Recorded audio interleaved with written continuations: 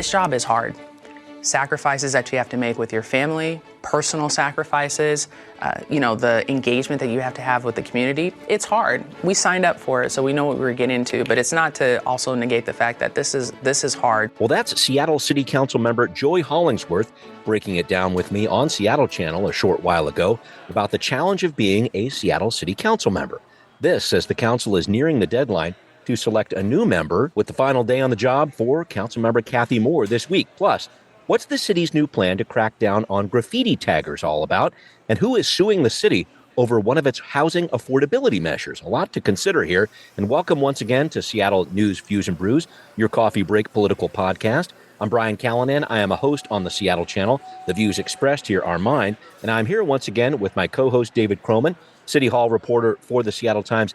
David, got a quick trivia check for you here. So the Mariners have one of the worst records against the Yankees all time. They are 10th on the list with a paltry 425 winning percentage there. But who is the winningest team all time going up against the Yankees? I'm keeping it in the American League just to try to keep it simpler for you. What do you think? The team that is the best against the Yankees? Yes. And it's kind of a trick question because the Yankees have a winning record against all teams in MLB. But what do you got? I mean, I guess I'll go with Red Sox just because they probably play the most. They have played them the most, but the answer is the Detroit Tigers, who are not much better than the rest with a 467 winning percentage. But again, yeah, kind of I guess it was back in the 80s when Detroit had a couple of teams there or something like that. Well, now they're the best in the American League. So. Nothing wrong with that. We'll see what happens there. David, thank you so much for joining me. Thanks also to our background noise sponsor, City Grind Espresso on the first floor of City Hall. Thanks especially to all the show patrons out there. Philip just joined in, pledging $5 a month. Just sent him his very own Seattle News, Views, and Brews decal. That's pretty cool. Patrons get that, access to Patrons First content, can even ask questions on the show. How about that? Check out Seattle News, Views, and Brews on Patreon, if you would please. Also, check out this podcast on Converge Media. The video version of the podcast is on Converge Wednesday nights at 7. All right, let's do this thing. Time for Right Here, Right Now. Well, we've discussed this over the past few weeks, and it's finally here. Councilmember Kathy Moore's last day was July 7th. The council has until July 28th, latest, to fill that District 5 position. I talked with the city clerk's office. As of midday Tuesday, 7 people have applied for this job. 3 of those have been vetted thus far by King County Elections to go forward. The full and final list will not be released until Friday of this week.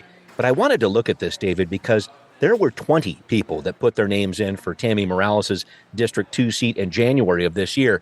And unless we see a lot of last-minute folks signing up for the D-5 gig in the next 24 hours or so to meet the Wednesday, July 9th application deadline, I'm just not seeing as many candidates for that North Seattle district job. And I don't know if I'm too far over the water skis here. Let me know. But do you think more candidates are seeing what Joy Hollingsworth was talking about to me with just the challenging nature of this job? This job is hard, and they don't want to sign up? To what would you attribute a lower amount of people apparently wanting this D5 role? I think certainly that has an impact, although, it hasn't been a secret for a while that working on the city council is hard. We've had people leave that job. Alex Peterson didn't run again, and Rob Johnson left early. And, there is a track record of that job being difficult. Perhaps maybe people thought the new council represented a change in that, and that's no longer the case. It's possible also that taking an appointed job like this is taxing because if you want to keep it, you're going to have to run again super quickly. Perhaps some of the kind of wind was taken out of the sails because there's an election coming up. So maybe some people who are interested took a sniff at that already. I don't know. It's hard to say exactly. Maybe just North Seattle, there's less interest than South Seattle. My guess is the fact that Kathy Moore and now Joy Hollingsworth have been pretty vocal about how difficult the job is. I think relative to inflation, it doesn't pay as well as it used to. Interesting. And so, it's a 6-figure plus job, but but it hasn't. The salary hasn't gone up as quickly as it has, as inflation has, perhaps. So, relative to everything else, it's a 6-figure job. But I think lots of people in Seattle have 6-figure jobs already. Yeah. So the question is, do you want to leave that to be a city council member where people yell at you a lot? I don't know.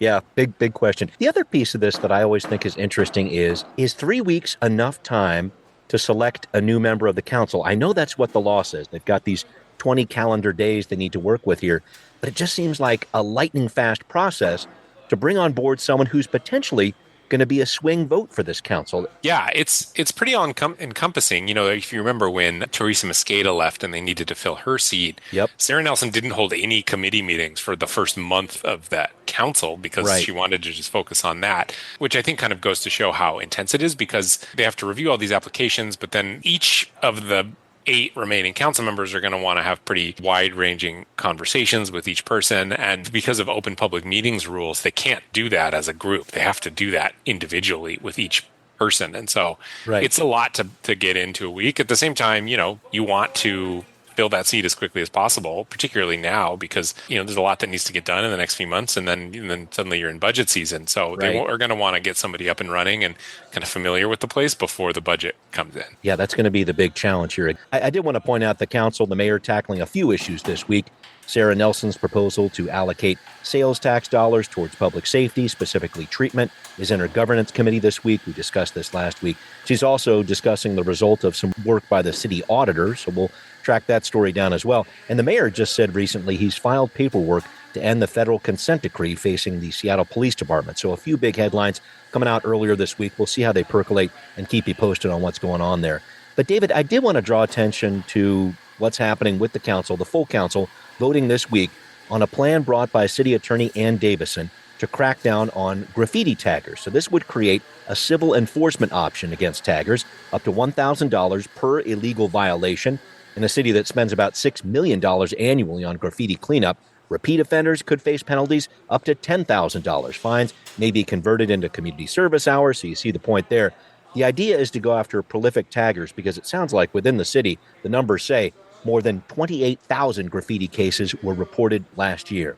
I just wanted to get to this root question of, is this new idea to go after civil penalties going to work? Because I imagine you have to catch someone in the act of tagging so the city attorney could make a case and levy this fine. What do you think about that? Yeah, it's worth pointing out that graffiti, the tagging in this way, is already a misdemeanor, which can carry a fine of up to $5,000. So it's not like getting caught in the act on this was without consequences already. And so the addition of the civil enforcement, certainly it adds a little more weight to being caught. I think there's some publicity behind it that's maybe sending a message to people saying, hey, look, you're going to be out even more money. I think that $1,000 they're going to pay is going to be a little more guaranteed, almost like a ticket. The gross misdemeanor was up to $5,000. This is a pretty flat $1,000. So it brings some certainty. The civil versus the criminal there. Keep going. Brings some kind of certainty, which is how much you'll end up paying. And then, the other piece of this is it would include, I think, liability for people who, I don't remember exactly the language, but abet or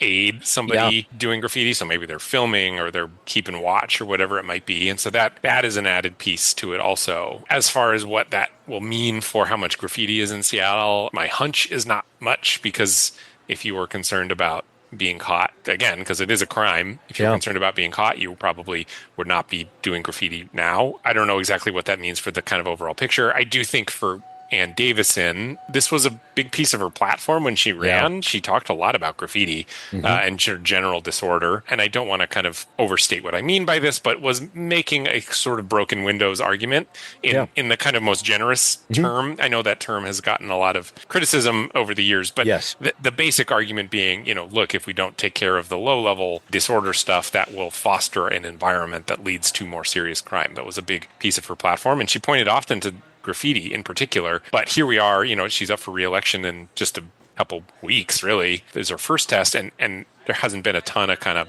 specific policy action on that. And so I do think that there's probably something there, which is, hey, I'm trying to make good on a campaign promise right before I'm up on the ballot again. I guess I was getting to this point, too, of, what if some of these people are not able to pay? I guess that's where the community service option comes in here, because I have to imagine not everybody's going to be able to pay this $1,000 fine. Yeah, I think the community service part contributes to that. Also, in arguing in favor of this, the city attorney's office was clearly trying to make the point that it's not like super destitute people who are going to be getting caught up in this. I think they were, most of them were arguing that, these are not typically people living without homes. These are people who can afford to buy paint and go out.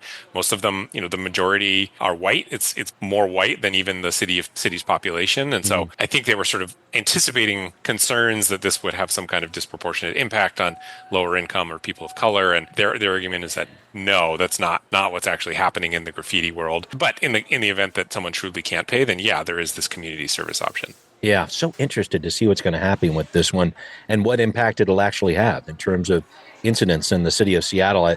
The little bit of research I've done has shown places like Chicago, for example, they've actually banned the sale of spray paint within city limits. That's been a ban that's been in place for decades here. And you can see, I guess, Seattle trying some different things. Is that a part of this too, maybe, David? I guess so. It is also worth pointing out that each kind of new measure that is put into place like this requires enforcement of it. And, as we saw with the stay at a drug area and stay at a prostitution area ordinances, the problem remains that there are just not that many police resources right now. And the police resources that are there are mostly focused on kind of higher level crime. So, with those stay out zones, they really have not been used all that much. Right. I think a lot of it is because police are still not really prioritizing drug use as an enforcement, as something to focus on. And that's the case. I really don't think they're going to be spending a lot of their time on graffiti enforcement. That said, I would imagine that most people who are getting caught for graffiti are being caught kind of by chance. I doubt that that there are that many calls for enforcement. It's a cop drives by when seeing you tag and they're going to pick you up. Right. So I don't know. Maybe the idea is it's a deterrent for repeat offenders too. If you made the punishment harsher, then if you get caught once, maybe you'll be less likely to try it again. We'll see. I have questions about what this is going to actually do for the amount of graffiti that is happening in Seattle. Yeah, definitely. The idea is to go after prolific taggers. Will it work? The proof will be in the pudding. All right, well, coming up, a look into the past and future as we consider the physical and political landscape behind the massive changes to Seattle's waterfront. David's done an interesting deep dive on this. We're going to take a look next on Now Hear This. Well, as the city of Seattle unveils its new waterfront to the world this summer, it's time to think about the event that set all this off on February 28th, 2001. A 6.8 magnitude earthquake that shook the former Alaskan Way Viaduct into an emergency closure and began a major political upheaval for the city. The Public Health Department, the American Diabetes Association.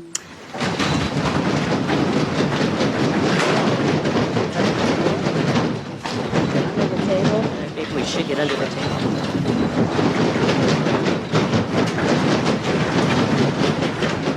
That was on the Seattle channel known as TVC, SEA at that time, was airing a committee meeting with a discussion of diabetes treatment. But it was certainly the 42nd Nisqually quake that really got the blood sugar up that day. And David, you took a look back in the Seattle Times at this story recently. It was really interesting to me to read your piece and remember back just how many options, including repairing the viaduct as it stood.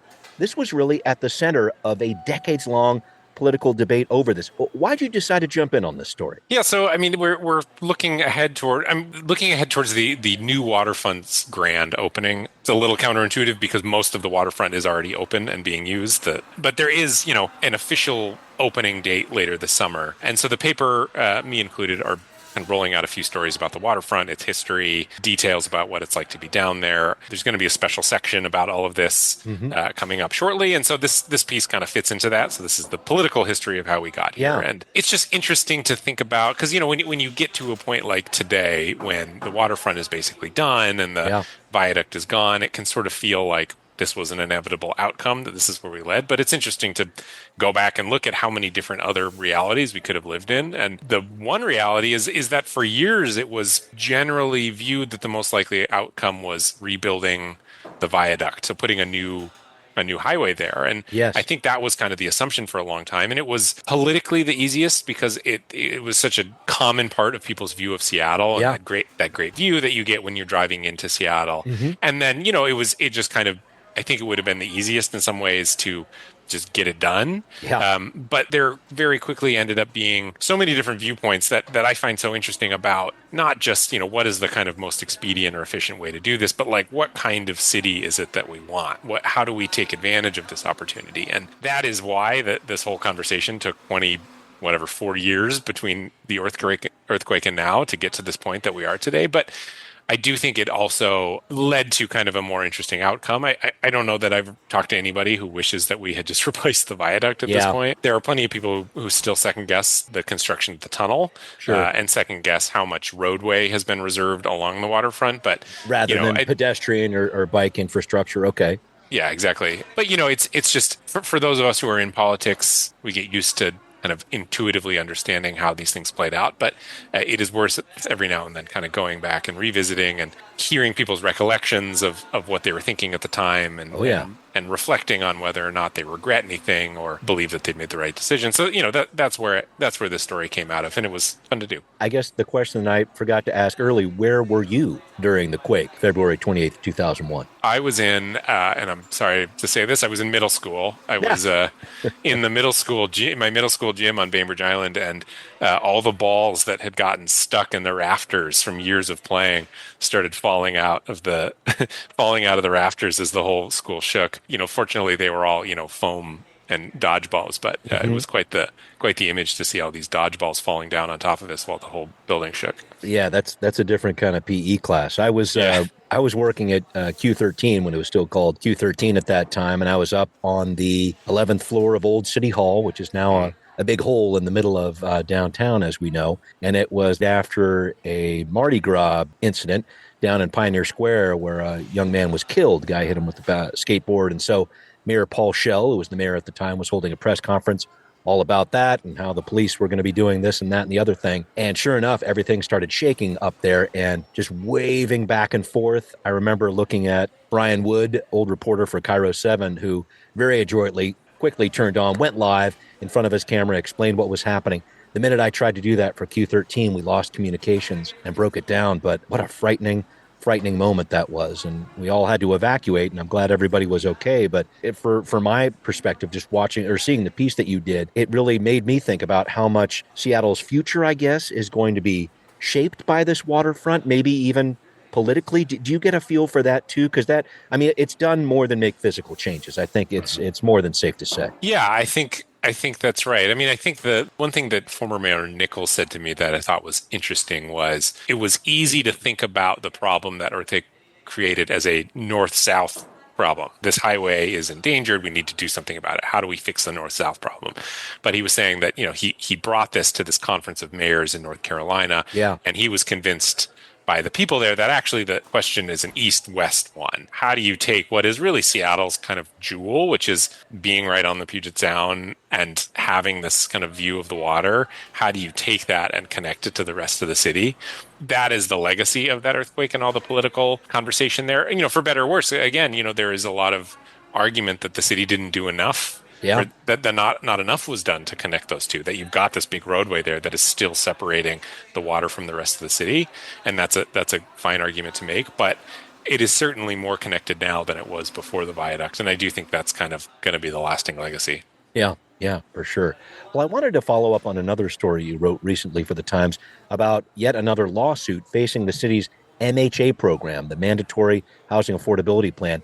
Who's behind this? What are they trying to do here? This is from the Institute for Justice. It's kind of a libertarian leading firm. They have actually sued the city over the mandatory housing affordability plan before. Their argument is that basically if you as a city are going to impose fees on the construction of housing, for example, you have to make a justification for why the construction of that housing is connected to some kind of impact that you're trying to mitigate for. So, typically they're called impact fees. Yep. They're impact fees. If you build a house or build some apartments, you have to pay for the construction of new sewer lines because that's a pretty clear kind of connection. Their argument is that the mandatory housing affordability program, which essentially charges developers for the construction of affordable housing, does not create that nexus. They're saying that, in fact, it is the opposite, that the addition of new housing of any type makes Seattle more affordable. So by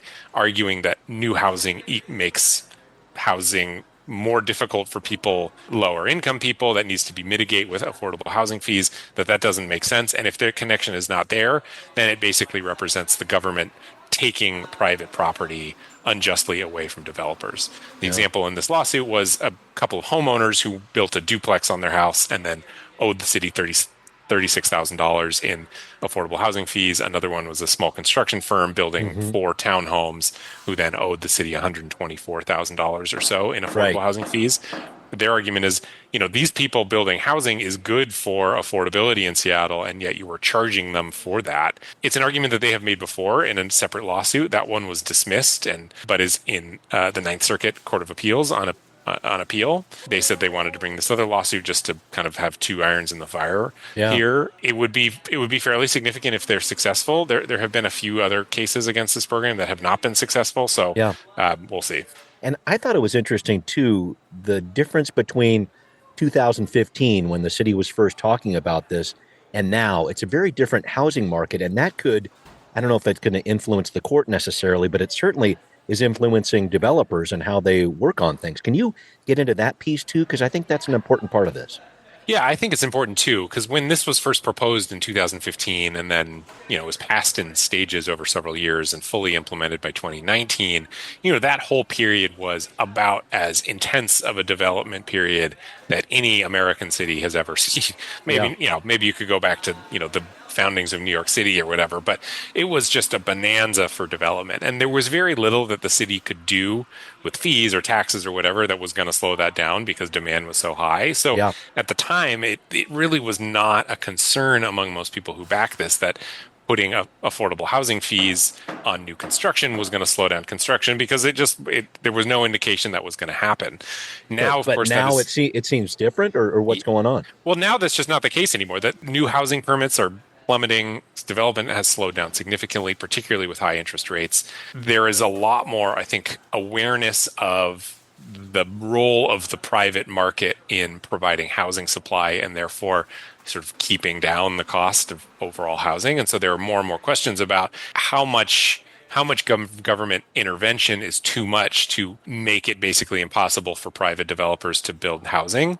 I think that's becoming more and more of a question in City Hall. They had an analysis done earlier this year, actually, that said, it might make sense for the city to kind of revisit its regulations to better reflect the market that we're in, because it was concluding that developers were, in fact, avoiding the parts of the city where these housing fees are required. And so, anytime you see developers kind of getting spooked from building in Seattle, you kind of raise the specter that the supply is not going to go up as much as we need it. And if supply is not going up, housing is going to get more expensive. And therefore, you've kind of defeated the purpose of having this program in the first place. Right. Yeah. It's just always this cat and mouse game, it seems like, in that the city passes the regulations, but is that going to push developers too far so these projects don't actually pencil out? Because that's the bottom line for me. Are these builders actually able to do their thing within the restrictions that the city has in place? I think that's what everybody's focused on here. Yeah, that's right. And I think that it's going to really broaden out here, but I think that recently there has been a lot more introspection, particularly among blue cities, asking, why are things not working as well as we want them to? Yeah. Why are people kind of getting more disillusioned with Democrats generally? And sure. I do think there's just a lot of pointing towards big cities on the West Coast in particular and how expensive they're getting and how much homelessness there is. And so I think there's a feeling that some of that has to do with the amount of regulations and things like that put on private developers. And because you can pass the biggest housing levy in the world, and it's not really, the city's never really going to be able to spend enough money to build all the housing it needs unilaterally. And so there is some role for the private market in adding supply and therefore making it so housing is somewhat affordable. And so it's this balancing act between how much government is too much government when it comes to encouraging new housing. I think this law firm, which is, again, pretty libertarian-minded, would say any amount of government is too much government. Seattle City Hall is never going to say that, but I do think that there's probably some kind of re-examination of this program that's going to come up at some point in the next year or two. Really interested to see how that goes. We're going to talk a little bit more about growth in Seattle. A new record set for the Emerald City, as it turns out. We'll tell you what that is and what challenges might come with that new record. The discussion coming up on What's Next. Well, David, continuing down this path of growth here, looking at this headline, for the first time, Seattle's population is up above 800,000. This according to some new estimates from the state's Office of Financial Management. So Seattle's at 816,600 people right now. That's up about 1,900 people from 2024, the fifth year in a row that Seattle's growth rate has topped 2%, making it one of the fastest growing cities in the country. David, we were talking about some of the challenges that blue cities might be having, but attracting more people doesn't seem to be one of them. What do you make of those numbers and this growth? What does that say to you? Yeah, it's really fascinating, particularly because, the tech sector exploded kind of early in the pandemic, but seems to be contracting a bit. We've heard about layoffs and Microsoft stuff. layoffs like crazy, you bet. Yeah, and I think even Amazon has not, I don't know where their numbers are at. So it's surprising to me. I do think, for everything we've said about housing in Seattle, Seattle has done a decent job as far as cities go in adding new housing. That has slowed down and will continue to slow down pretty significantly. But their rents have kind of plateaued a bit over the last few years. So if you were open to coming to Seattle a couple of years ago, there hasn't really been, prices have kind of leveled off. So you could probably still move to Seattle. Mm-hmm. I think the weather probably has something to do with it. It's like much calmer here. It's not as hot. The climate refuge. Yeah, exactly. But yeah, I don't know. I mean, I think there's still a lot of opportunity and good paying jobs in Seattle, and people are still interested in that. Yeah, the bulk of the growth looks like it's confined to larger cities in terms of Washington state overall. More than 75% of the state's growth happened in its five biggest cities: Seattle, Spokane, Tacoma, Vancouver, and Bellevue. So as much as people, like to make complaints about the big cities, I mean, I guess that's still where the money is. Is that the indicator there? Or how do you look at that piece? Just the fact that most of the growth is going to those larger cities. Yeah, I think what's the phrase that predictions of my death were premature or something like that. Yes. These big cities have had their issues certainly, but it's hard to look at Seattle. I mean, there's pockets in Seattle. Seattle is still a big, vibrant city. Oh yeah, a lot of people here. It's a beautiful place to be. The crime is coming down. Crime was never actually as high as I think a lot of people said that it was. I mean, again, there's real legitimate concerns, but Seattle has always been a safe place relative to other cities. It's an interesting place to be. There's a lot going on, particularly for young people. Yeah. It's a place of opportunity. I think it'll take a lot more than the last few years to make cities an unappealing place to be. Sounds about right. And we have a winning baseball team. We definitely need to go back to barely. Yeah. I know, to wrap up here. So we got the Mariners. Julio Rodriguez made the All-Star squad along with pitchers Brian Wu, Andres Munoz, and Cal Raleigh, the catchers, having a monster season. So it's not that I don't like Julio making the team, but did he deserve it? I'm seeing that 247 batting average. I'm like, yeah, I don't know. What's going through your mind on this one? Take the wins when we can get them, just think of it as a competition. It's the Mariners versus the other people, and we're winning. We get four people. I think only two other teams have four All-Stars. Yeah.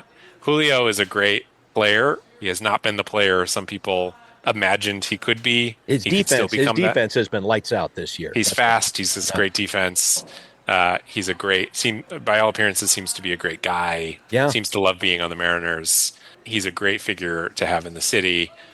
I think he's still got a lot more in him. Screw it.